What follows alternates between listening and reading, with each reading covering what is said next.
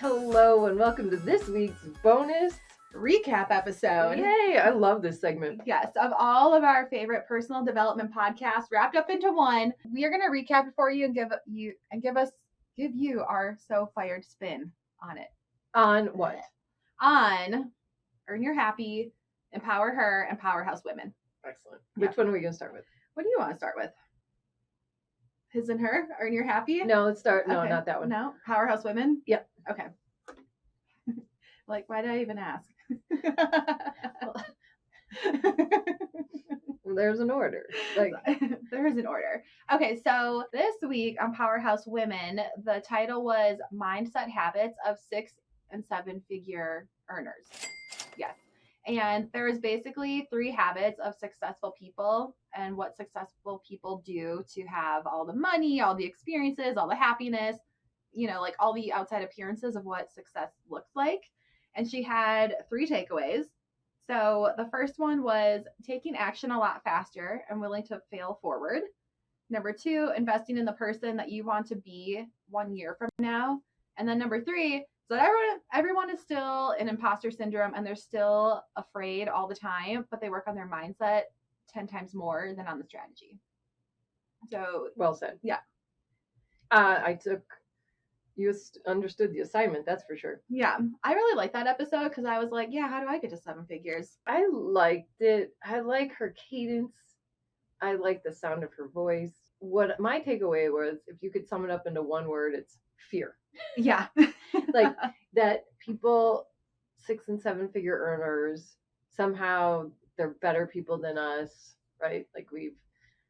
But all it is how does fear motivate them versus people who are not? And that's not fair to say 6, 7 figure earners are better people and somehow we should be aspiring to them. No, I think it's just like we use them as the baseline of being the perfect person, and it's like, right. Well, I think we're all pretty perfect because that's what she's aspiring to be. So that's what she's comparing. She's assuming that all of us. Yeah. Okay. Yeah. So, but there's the fear base, right? So what was the first one? Don't be afraid to fail. So it's like failure in my mind is also the equivalent of like fear. Oh yeah, I'm terrified to fail. I'm not. I'm pretty used to it. Like the second one is what? The second one was invest in the person that you want to be 1 year from now. Right. And she was saying, like a monetary investment. I don't feel like it always has to be monetary, but sometimes, when you are backed into a corner and you spent a shit ton of money on something, you better do it. Better work, bitch. And then the third one is that everyone has imposter syndrome, but they work on the mindset piece of it so much to get over the imposter syndrome. And it's totally okay to have that feeling because it just means that there's a gap between who you are right now and who you want to be a year from now. Because just like with our podcast, I'm like, yeah, I know where we want to go, but I don't know how to get there. And then it's like, what? And then it's like, ooh, what happens when we do get there? That's kind of scary. I'm not worried about that. I will navigate that ship for us when we get there. Yeah. Because I would just say, my fear is just ooh, everyone's going to, see me and hear me all the time. They're seeing and hearing you all the time now. I know, but it's just going to be on a bigger stage. How are you nervous about that? That is the goal. I know. We should talk about that on a full episode. Yeah. That makes you nervous? Kind of. I'm like, let's do it. I love it. I think it's just the fact that there's gonna be way more people judging and chirping it. We should talk about this later, okay? I didn't know this, and now's not the time to be nervous. Okay. It's I'm nervous, but I'm excited for it. That's just the fear. That's the imposter syndrome. I have a really big fear. Huh? Can you reach those glasses? Yeah, I knew you wanted them. I didn't know they were so far away. Okay, great. Okay. There you go. So, okay, can we circle back to that? Yeah, after circle this? Back later. Let's just finish our other 2. Okay. Which one do you want? I'd like to wait for Well, then I know what's next. Okay, empower her. Mm-hmm. She had a pep talk episode this week for when you're feeling overwhelmed or you're dropping the ball. Can you sum that up in one word? Yeah. Let me see. Yes, I can. No to others means yes to yourself. Mm-hmm. Because she was talking about how she gets really excited in the moment and wants to say yes to everything. I'm like, yeah, I can totally relate. I'm like, yeah. Let's do it. Yeah. And then I'm like, oh man, I took on way too much. Oh man.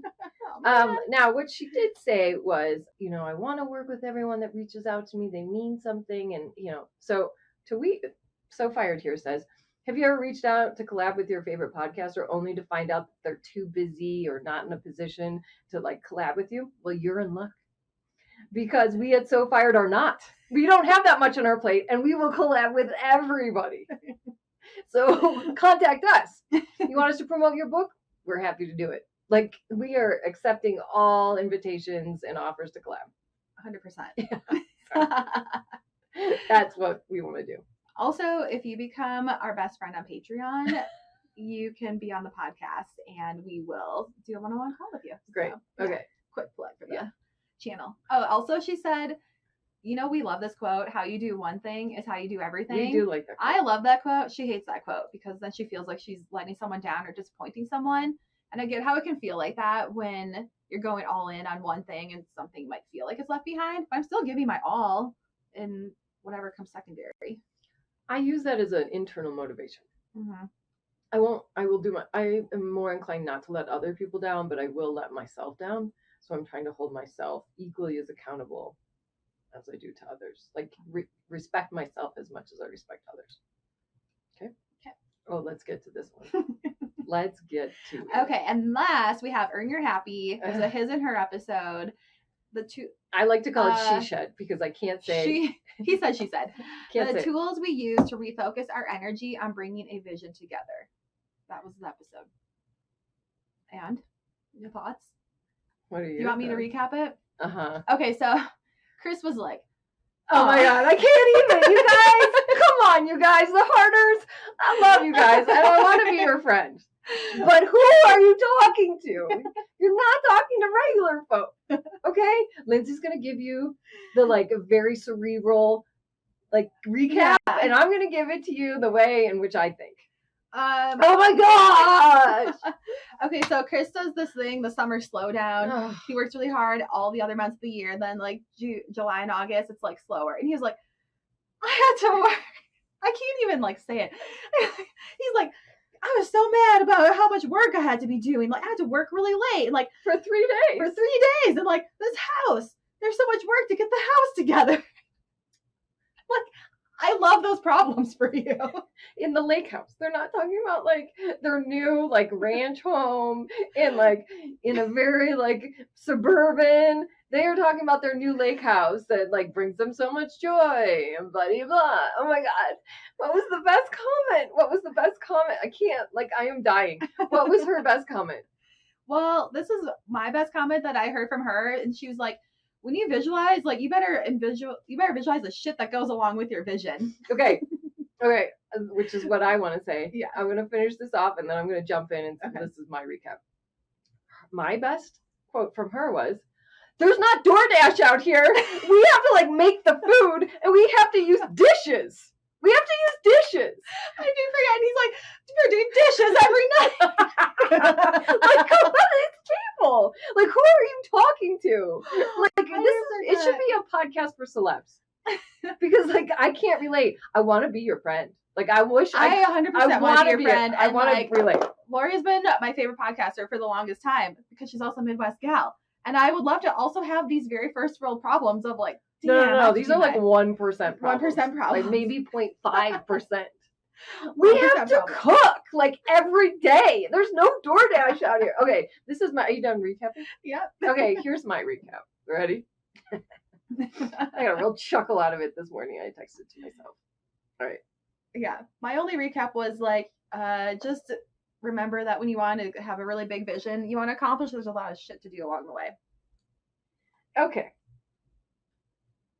So I wrote, she said, while they're a little out of touch with the average individual, I think they really had a good message. Here's an example for the everyday individual. When you finally get your Range Rover, don't be surprised when you have to pump your own gas and schedule maintenance. You have a Range Rover? No, I know, that's what I'm saying. They're I'm tongue-in-cheek because they're our lake house. We have to work with the construction workers who are laying our concrete. oh, so when you get your Range Rover, you're going to have to pump your own gas. Just heads up. That's what I'm saying. Like, that is, I'm trying to be like equally as sarcastic. What the fuck, you guys? I know, I'm like, oh yeah, that's right. I still have to work right now until I can like be kicking it at my lake house. I'm like, so you don't normally eat? Like, you don't normally They must DoorDash a lot. Well, I kind of order a lot of food. Yeah, you do. And I don't really use a lot of food. You don't really do a lot of dishes. I don't really do a lot of dishes either. But you do make your food. I do make But my that's because it's safer and higher quality. Yeah. Not me. Yeah. I like to make my own food. Okay. Well, I gotta love them. I love them. But and like they were like, this has been a hard week. We had to work super hard for 3 days. She's like, Chris, pull it together. This is what comes with the vision. If you really want this, then you're gonna have to do some work sometimes. He's like, I'm used to skating on lakes. And I'm like, oh my gosh. You know what? I wish we could have pulled off. He's in Denver right now.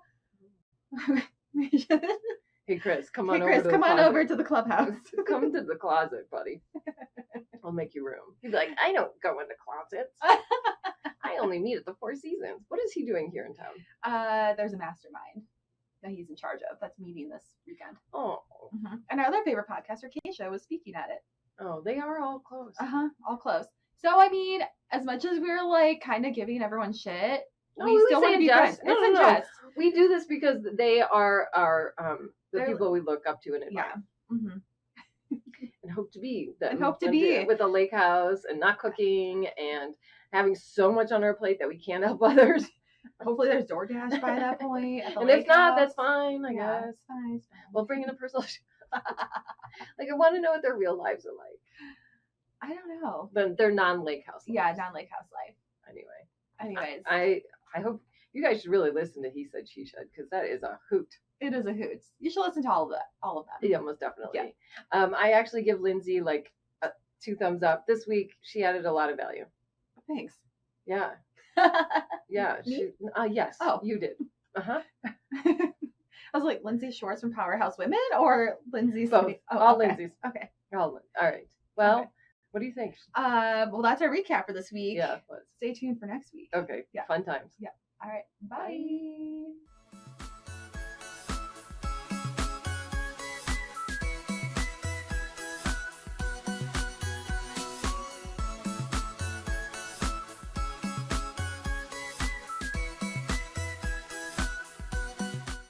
Disclaimer. This podcast is for entertainment purposes only. The stories and statements expressed herein are experiences and opinions. They may not represent the views of the production studio or the hosts. If you disagree with our content, that's okay. No podcast is perfect for everyone.